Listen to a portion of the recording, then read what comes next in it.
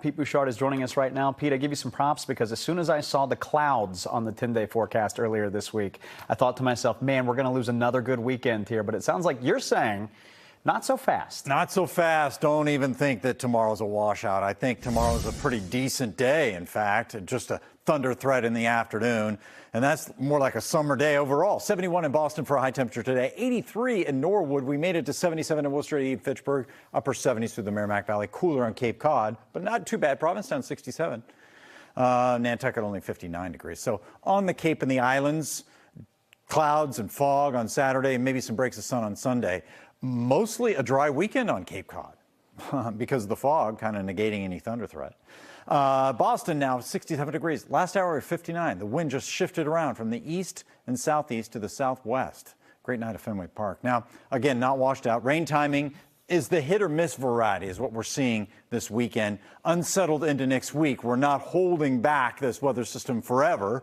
This is this weather system we're talking about, but it's throwing its thunder at us on Saturday and maybe a glancing shot at a shower on Sunday. It's waiting until Monday and Tuesday to come at us with most of this wet weather. And that's when we get doused. All right, so it's Monday, Tuesday. Weaker storms, thinner coverage from Gloucester, Salem, Boston to Norwood and Mansfield and Brockton. South of that, towards Marshfield and Scituate, you're pretty much dry. If any storms get down there, they'd be brief. And even on Cape Cod, again, we're not showing that because it's just clouds and fog and no thunder threat. The highest coverage and the greatest threat for severe weather is in the shading of orange. That's along 495 Lowell and Haverhill and Lawrence involved in that. And if they become severe, it'd be wind and localized flooding, like maybe your backyard or some street flooding that's brief and drains off. That threat, again, begins at 4 and goes through 8 o'clock tomorrow afternoon. Otherwise, it's 81 degrees. Is this a beach day, though?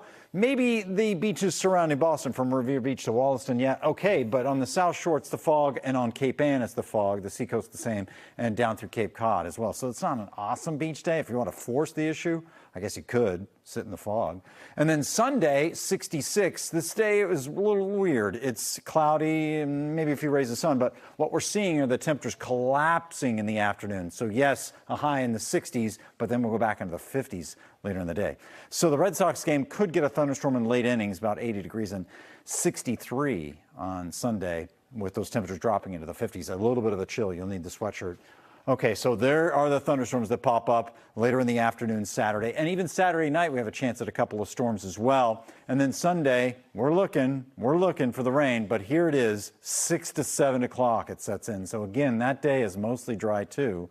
And when it gets here, Monday, Tuesday looks soaking wet. The dew points dip on Sunday and then come back on Tuesday to fuel the heavier bursts of rain. And that chance is between 70 and 80% Monday and Tuesday. But what is happening here is very critical to the following weekend, next weekend, Mother's Day weekend, because we get our wet weather out of the way early in the week, and then we have a drying trend at the end of the weekend next weekend. That's huge, right? Yeah, it is, because it's a shift in the pattern overall out of the wet weekend. So that's the screaming message of the 10-day forecast, Cole.